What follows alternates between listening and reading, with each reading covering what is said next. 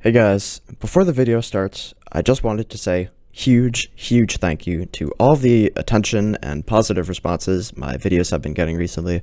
You know, some people might think that it's silly I'm celebrating over such a small amount of attention in comparison to what a lot of mainstream channels might get, but I see all of the positive responses in the comments and they really make my day, so thank you so much for all of those.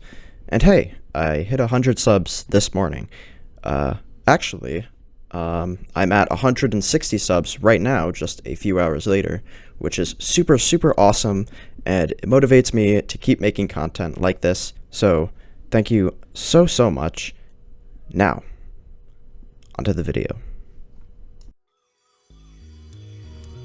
With the power of flight in the palm of my hand, and most of the roots mod behind me, I decided to turn my attention back to my industrial endeavors.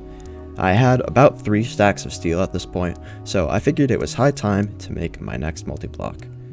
The Crusher. Although I had lots of steel, the Crusher would still be far more expensive than the metal press, requiring almost 2 stacks of steel along with a fair amount of iron and copper. The Crusher would also take far more power than the metal press, so before I made the Crusher, I improved my power system by adding 4 batteries to store power and a windmill to generate power in addition to my water wheel.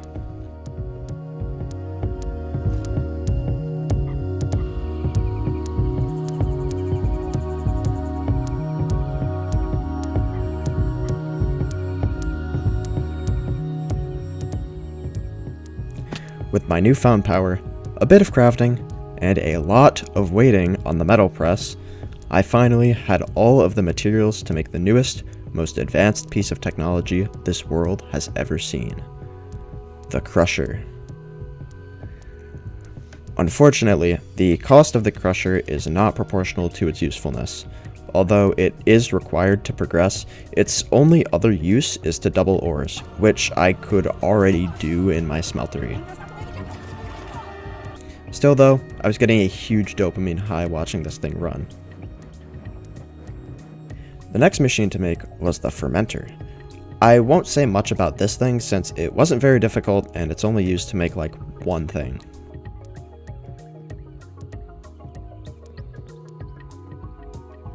At this point though, I was getting very worried about my power consumption, even though I expanded it like 30 seconds ago in the video. I hadn't run out of power yet, but I still had several more machines to make, and I knew that 1 water wheel and 1 windmill was not going to cut it.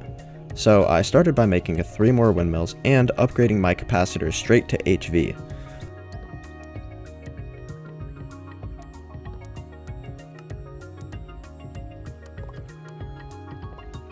All of this meant that I was generating about 3 times as much power and could store 40 times more power than I could a few minutes ago. With power dealt with, for now, I turned my attention to the next stupidly expensive and inefficient, beautiful industrial marvel that I had to make. The squeezer. This one was also not very difficult, much like the fermenter. The difference between the squeezer and the fermenter, however, is that the squeezer is slightly more useful, being able to make HOP graphite ingots. The more observant among you may have noticed that I made 2 more coke ovens. I did this because you need a fucking ton of coal coke to make these ingots, which were used in some of the upcoming machines. At some point, while I was fiddle farting around my machine area, I heard an explosion. I was worried that my OSHA violations had finally caught up to me, but nothing seemed to be out of the ordinary, until I saw this.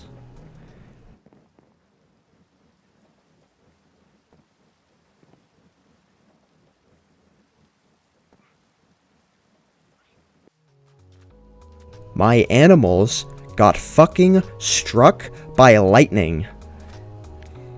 I never do end up healing my parrots, but please don't yell at me. I don't have any cookies to heal them. You do use cookies, right? After that kerfuffle, it was on to the refinery, the next and most expensive machine that I would make so far. This thing required heavy engineering blocks, which are an absolute bitch to make. But luckily, I already had all of the annoying things needed for it, so the refinery was no big deal, although this would not be the last time we would see heavy engineering blocks.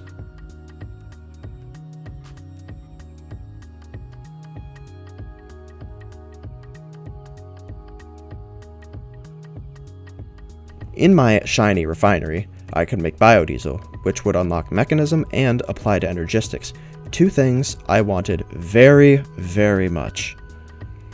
Almost as soon as I got the refinery up and running, I used my biodiesel to make some energized osmium, the ingot that is needed to make mechanism machines. I could only make one mechanism machine right now, but it was the one that I needed the most. The metallurgic infuser. This thing would let me make steel way faster than the blast furnaces, with the bonus of not requiring coal coke. Unfortunately, the speed was still kinda shit. With the refinery out of the way, it was time to tackle the last major machine that I would need in immersive engineering. Let me just check the recipe.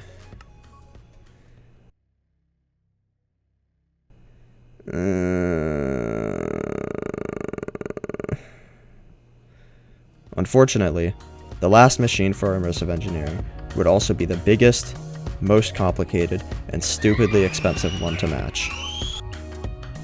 It was time to get to work.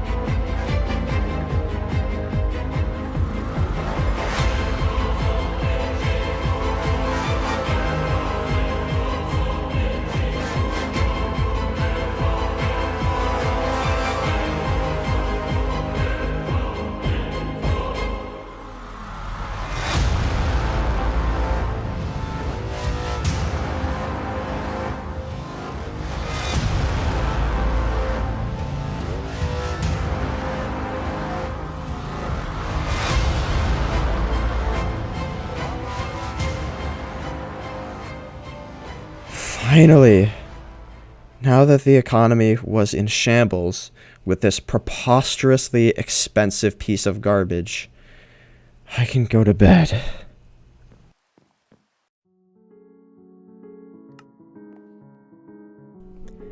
After a good night's sleep, I logged on and decided to make use of my brand spankin' new furnace. In my furnace, there were two important materials that I could make: industrial leather and industrial slime balls. Neither of them were too difficult, but I didn't quite have everything for them, so I got an opportunity to actually use my flying staff that I made at the start of the video.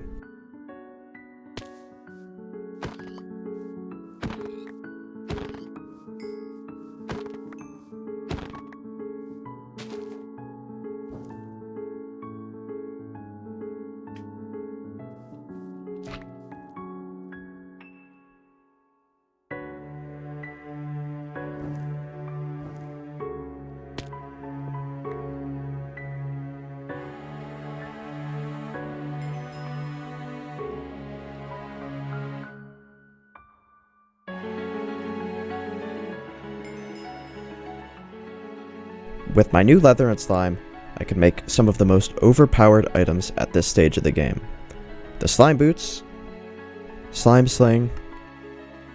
Now, if you've never used the slime sling, well, you're missing out.